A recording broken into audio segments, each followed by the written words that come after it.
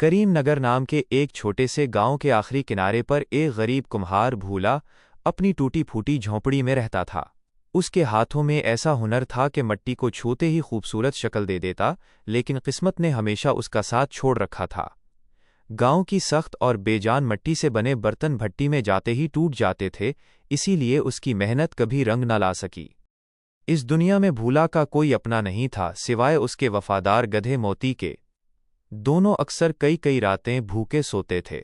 ایک شام خالی چولہا دیکھ کر بھولا نے موتی کی گردن پر ہاتھ پھیرا اور آہ بھر کر بولا، اگر اس بار بھی میلے میں اچھے برتن نہ بکے تو ساہوکار ہمارا یہ گھر بھی چھین لے گا۔ اتنے میں گاؤں کا ایک شخص وہاں سے گزرا اور مذاق اڑاتے ہوئے بولا، اگر قسمت بدلنی ہے تو کالی وادی سے سرخ مٹی لے آ۔ کہتے ہیں وہاں کی مٹی میں جادو ہے، مگر جو وہاں جاتا ہے واپس نہیں آتا۔ وہ ہنستا ہوا چلا گیا، مگر اس کی بات بھولا کے دل میں اتر گئی۔ اگلی صبح اندھیرا چھٹنے سے پہلے ہی بھولا اور موتی سفر پر نکل پڑے۔ کئی گھنٹے جنگل میں چلنے کے بعد وہ ایک سنسان وادی کے دہانے پر پہنچے۔ جیسے ہی بھولا آگے بڑھا، موتی زور زور سے رینکنے لگا اور اپنے قدم زمین میں گاڑ دیے۔ بھولا نے اسے سمجھایا، اگر آج مٹی نہ ملی تو بھوک ویسے ہی مار ڈالے گی۔ وہ موتی کو ایک درخت سے باندھ کر اکیلا وادی کے اندر چلا گیا۔ وادی کی سرخ مٹی واقعی عجیب تھی، نرم، چکنی اور چمکدار۔ بھولا خوشی خوشی مٹی کھودنے لگا۔ اچانک پورا جنگل خاموش ہو گیا۔ ہوا رک گئی، پرندے خاموش ہو گئے۔ پھر ایک نرم مگر پراسرار آواز سنائی دی، اتنی جلدی کس بات کی ہے کمہار؟ بھولا نے ڈرتے ہوئے پیچھے دیکھا۔ چاندنی میں سفید لباس پہنے ایک نہایت حسین عورت کھڑی تھی۔ اس کے چہرے پر عجیب سی اداسی اور آنکھوں میں برسوں کی تنہائی جھلک رہی تھی۔ بھولا خوف سے کانپنے لگا۔ مجھے معاف کر دو، میں صرف مٹی لینے آیا ہوں۔ عورت ہلکا سا مسکرائی، میں تمہیں نقصان نہیں پہنچاؤں گی۔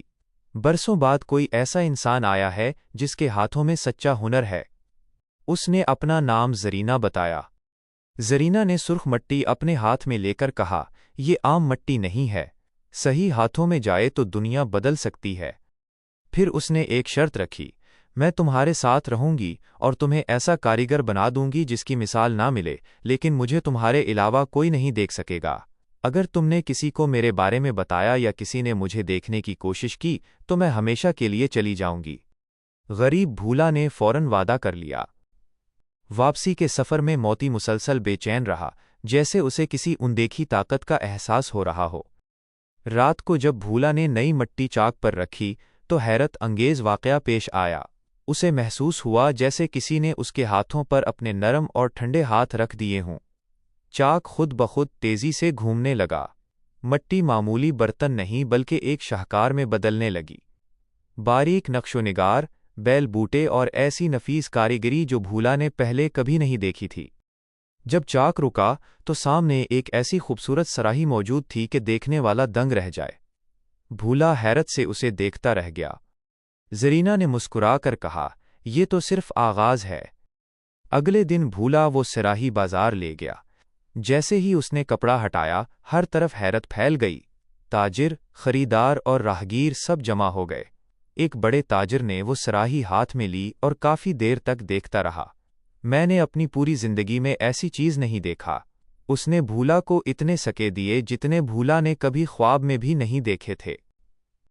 اس دن کے بعد ہر رات بھولا اور زرینہ مل کر نئے برتن بنانے لگے۔ چند ہی مہینوں میں بھولا کی قسمت بدل گئی۔ جھونپڑی کی جگہ پکا مکان بن گیا۔ موتی کو اب خشک گھاس کی بجائے اچھا چارہ ملنے لگا۔ شہر کے بڑے تاجر بھی بھولا کے برتن خریدنے آنے لگے۔ لیکن گاؤں والوں کو اس اچانک کامیابی پر شک ہونے لگا۔ کچھ لوگ کہتے کہ اسے خزانہ ملا ہے اور کچھ کہتے کہ یہ ضرور کسی پراسرار طاقت کی مدد لیتا ہے۔ ایک دن پڑوسی نے دیکھا کہ بھولا اکیلا بیٹھا کسی سے باتیں کر رہا ہے اور ہنس رہا ہے، حالانکہ وہاں کوئی موجود نہیں تھا۔ یہ بات پورے گاؤں میں آگ کی طرح پھیل گئی۔ چودھری ظفر خان کو بھی خبر ملی، جسے بھولا کی ترقی برداشت نہ ہوئی۔ اس نے اپنے آدمی کے ساتھ رات کے اندھیرے میں بھولا کے گھر پر نظر رکھنے کا فیصلہ کیا۔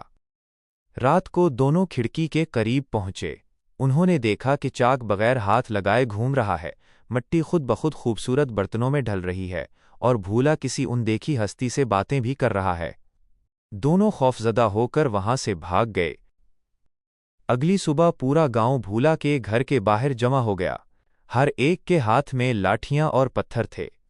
چودھری نے غصے سے کہا، سچ بتاؤ، تمہاری کامیابی کا راز کیا ہے؟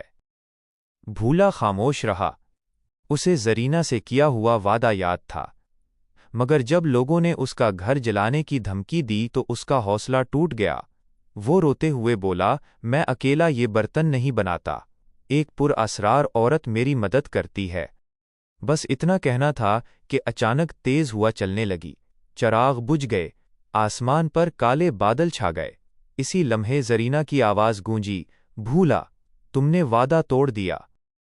بھولا رونے لگا، مجھے معاف کر دو، میں ڈر گیا تھا۔ زرینہ کی آواز میں دکھ تھا، میں تمہاری دنیا میں صرف تمہارے ہنر کی وجہ سے آئی تھی، مگر انسان اپنے خوف پر قابو نہ پا سکا۔ وہ بھولا کے قریب آئی۔ اس نے پہلی اور آخری بار بھولا کے ہاتھ اپنے ہاتھوں میں لیے اور بولی، میں جا رہی ہوں، مگر اپنا ہنر تمہارے اندر چھوڑ کر جا رہی ہوں۔ اب تمہیں میری ضرورت نہیں پڑے گی۔ یہ کہہ کر زرینہ دھیرے دھیرے روشنی میں تبدیل ہوئی اور ہمیشہ کے لیے غائب ہو گئی۔ بھولا کئی دن تک کچھ نہ کر سکا۔ آخر ایک دن اس نے ہمت کی اور دوبارہ چاک کے سامنے بیٹھ گیا۔ اس نے کانپتے ہاتھوں سے مٹی اٹھائی۔ جیسے ہی چاک گھوما، وہی جادو پھر زندہ ہو گیا۔ اب زرینہ وہاں نہیں تھی، لیکن اس کا سکھایا ہوا ہنر بھولا کے ہاتھوں میں ہمیشہ کے لیے بس چکا تھا۔ وقت گزرتا گیا۔ بھولا پورے علاقے کا سب سے مشہور کمہار بن گیا۔ اس کے برتن دور دور کے شہروں تک جانے لگے۔ نواب، رئیس اور بڑے تاجر اس کی بنائی ہوئی چیزوں کی منہ مانگی قیمت ادا کرتے تھے۔ اس کے پاس دولت، عزت اور بڑی حویلی سب کچھ تھا، لیکن ہر چاندنی رات وہ خاموشی سے اپنی حویلی چھوڑ کر کالی وادی چلا جاتا۔ اسی پرانے درخت کے نیچے بیٹھ کر دیر تک مٹی سے چھوٹے چھوٹے کھلونے بناتا اور خاموشی سے درخت کی جڑوں کے پاس رکھ دیتا۔ لوگ اسے ایک کامیاب کاریگر کہتے تھے، مگر کوئی نہیں جانتا تھا کہ اس کی سب سے قیمتی چیز دولت نہیں، بلکہ ایک ایسا وعدہ تھا جو وہ ہمیشہ کے لیے کھو چکا تھا۔ سبق: زندگی میں ہنر انسان کو کامیابی دیتا ہے، مگر اعتماد اور وعدہ نبھانے کی قیمت اس سے کہیں زیادہ ہوتی ہے۔ جو لوگ خوف کی وجہ سے اپنے وعدے توڑ دیتے ہیں، وہ کامیابی تو پا لیتے ہیں، لیکن دل کا سکون ہمیشہ کے لیے کھو بیٹھتے ہیں۔